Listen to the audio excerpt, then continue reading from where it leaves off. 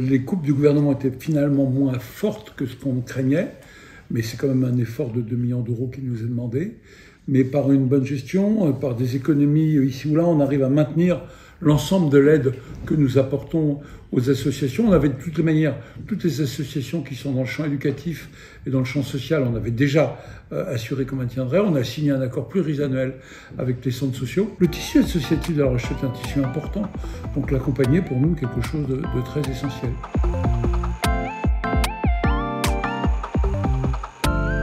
On est sur une ville qui est en train d'avoir une séquence importante de développement. Elle est plus attractive qu'auparavant, elle l'a toujours été, mais elle est encore plus attractive. Donc en termes économiques, l'emploi fonctionne plutôt bien.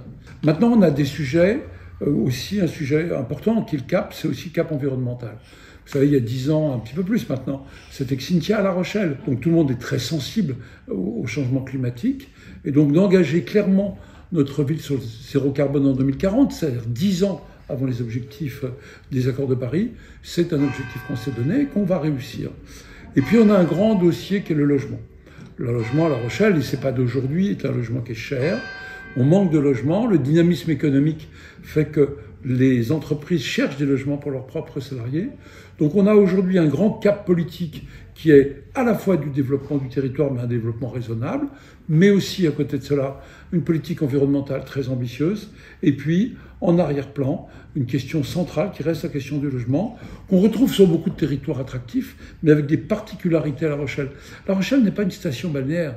On a des touristes l'été, bien sûr, mais c'est plutôt l'île de Ré, ou des territoires comme l'île de Léron qui sont très balnéaires. Nous, La Rochelle, on a un territoire qui vit toute l'année et pour lequel il faut trouver du logement à l'année pour l'ensemble de ceux qui y vivent et qui veulent y travailler.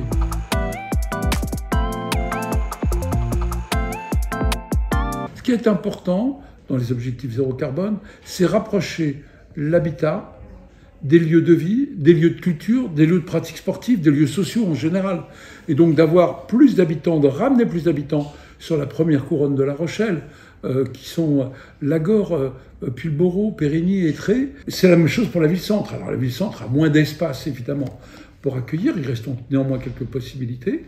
Donc de ramener la population là où il y a de l'emploi pour éviter ces déplacements pendulaires qui sont les premières sources d'émissions carbone. Donc c'est un des grands enjeux.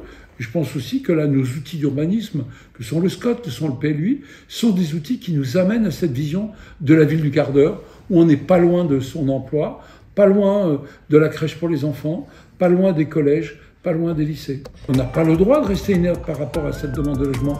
On n'a pas le droit de dire à des gens, allez habiter à 40 km de La Rochelle et vous viendrez tous les jours en voiture avec des frais élevés et un temps de déplacement élevé et puis des émissions carbone.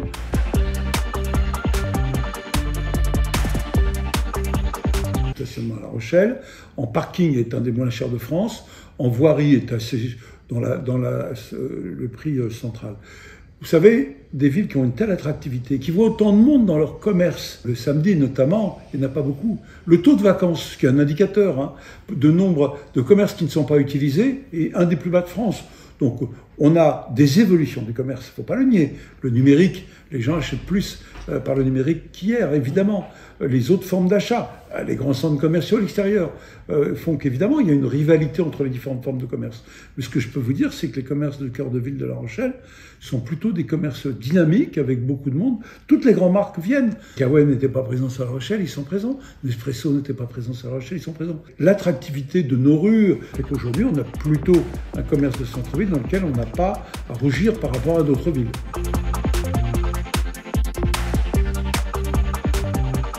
D'abord, c'est un projet urbain, c'est de retrouver une qualité urbaine. Vous avez encore du bitume sur le sol, des vieux traitements. Donc, on est en train d'homogénéiser notre ville avec plusieurs objectifs. Le premier, c'est de trouver ces rues à plat. Pourquoi ? D'abord, quand on marche avec une poussette, un déambulateur, une valise à roulettes, c'est quand même plus agréable que d'avoir des trottoirs qui ne sont pas toujours assez larges. Deuxième élément, on est moins noir. Or, l'effet d'échauffement urbain, le bitume est une catastrophe sur le plan de la chaleur, notamment au beau jour. Donc voilà, objectif de blanchir la ville. Alors La Rochelle est une ville très blanche, on voit bien qu'il y a beaucoup de travaux de rénovation qui montrent cette couleur pierre claire. Voilà, de faire des sols également plus clairs et puis aussi une marchabilité de la ville meilleure.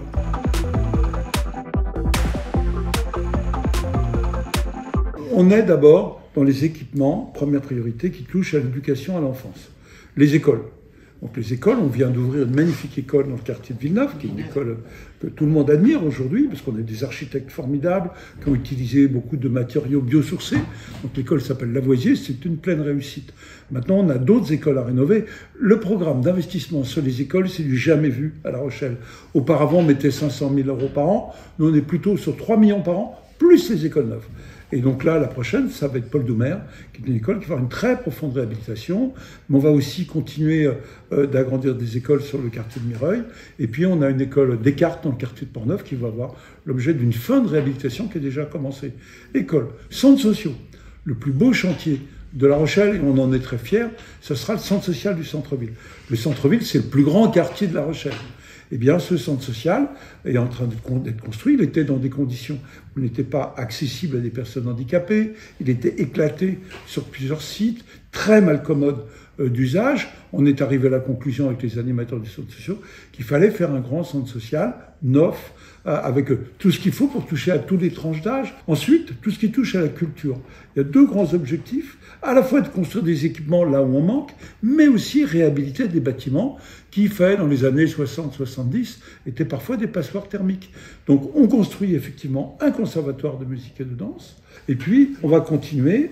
On a un équipement qui s'appelle la Sirène, dans lequel il y a un beau projet d'extension. On va le différer légèrement pour des questions budgétaires, mais on va le faire quand même. On a bien sûr la coursive. Là, c'est plus technique. C'est plus pour des raisons techniques. L'équipement date des années 80. Il a vieilli sur la partie technique, qui se voit pas tellement, mais qui a besoin d'une profonde réhabilitation. Sur le plan culturel, on va aussi mieux installer les arts de la rue. Sachez qu'à l'échelle régionale, le centre régional des arts de la rue est à La Rochelle.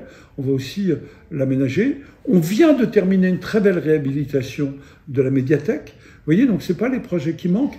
À la fois, vous retrouverez le cap environnemental, meilleure isolation, meilleur confort, lutter contre les effets de chauffage l'été sans mettre de climatisation, mais avec des ventilations intelligentes.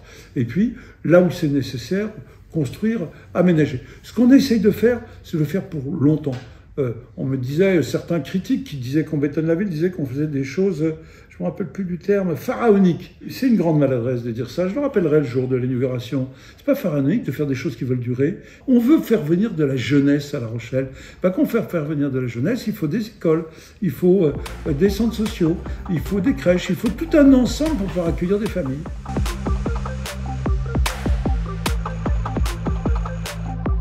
Évidemment, on est aux 80 ans de la libération de La Rochelle. Je rappelle, c'est la dernière préfecture de France qui a été libérée, donc il faut le commémorer.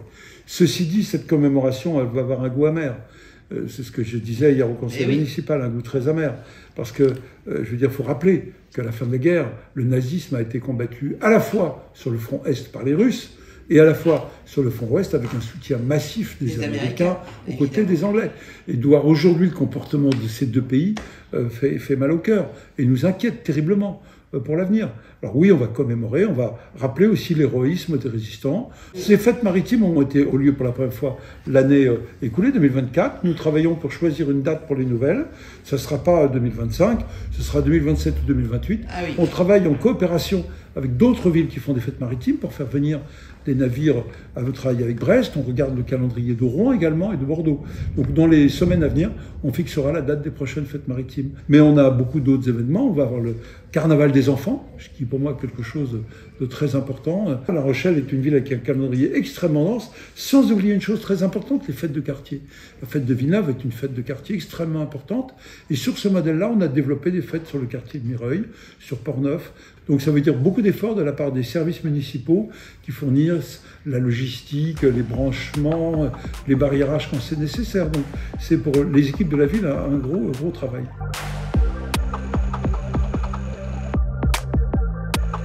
Je n'ai pas pris ma décision en tête, je la prendrai le moment venu, je la prendrai suffisamment à l'avance, bien sûr pour prévenir les Rochelais. À l'été prochain, je prendrai ma décision et en septembre, j'annoncerai si je suis candidat ou pas aux prochaines élections municipales. Il y a des éléments qui plaident en faveur de continuer. Vous voyez tous les projets qu'on a. Regardez, j'ai envie d'amener le PRU de Villeneuve à terme. J'ai envie de continuer l'effort qu'on fait sur l'embellissement de notre ville. On a parlé du marché. J'ai envie de porter le dossier hospitalier. Donc on a d'autres dossiers aussi. Donc j'ai envie de le porter. Mais d'un autre côté, il y a aussi une nouvelle génération. Il faut savoir laisser la place au moment venu aussi.